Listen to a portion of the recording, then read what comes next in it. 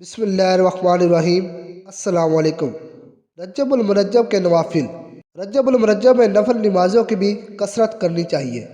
صحابی رسول حضرت انس رضی اللہ تعالیٰ عنہ سے روایت ہے، سرکار علی وقار مکی مدنی تاجدار صلی اللہ علیہ وسلم نے فرمایا، رجب میں ایک رات ہے کہ اس میں نیک عمل کرنے والوں کے لیے 100 سال کی نیکیوں کا ثواب لکھا جاتا ہے، اور وہ رجب کی 27ویں رات ہے جو اس میں 12 رکعت اس طرح پڑھے کہ ہر رکعت میں سورۃ فاتحہ اور کوئی سی ایک سورت پڑھے، اور ہر 2 رکعت پر اتحیات پڑھے اور پوری ہونے پر سلام پھیرے۔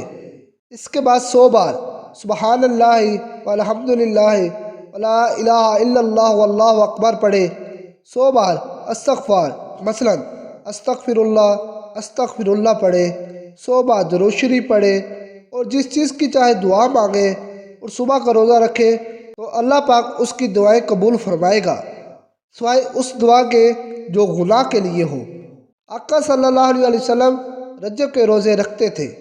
عاشق رسول رجب المرجب کی اہم ترین عبادت روزہ رکھنا ہے۔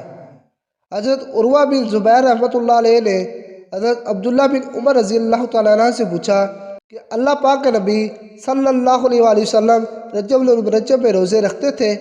فرمایا، ہاں، روزے بھی رکھتے تھے اور اسے اہمیت بھی دیتے تھے۔ 2 سال کی عبادت کا ثواب۔ جنتی صحابی حضرت انس بن مالک رضی اللہ تعالیٰ عنہ سے روایت ہے، سرکار دو عالم صلی اللہ علیہ وسلم نے فرمایا، جس نے ماہ حرام یعنی رجب المرجب میں 3 دن جمعرات، جمعے اور ہفتے کا روزہ رکھا، اس کے لیے 2 سال کی عبادت کا ثواب لکھا جائے گا۔ اللہ پاک ہمیں اس مہینے میں اور 27ویں رات میں خوب عبادت کرنے کی توفیق عطا فرمائے، آمین۔ اگر ویڈیو اچھی لگی ہے تو میری ویڈیو کو لائک اور چینل کو سبسکرائب ضرور کیجیے گا۔ اللہ حافظ۔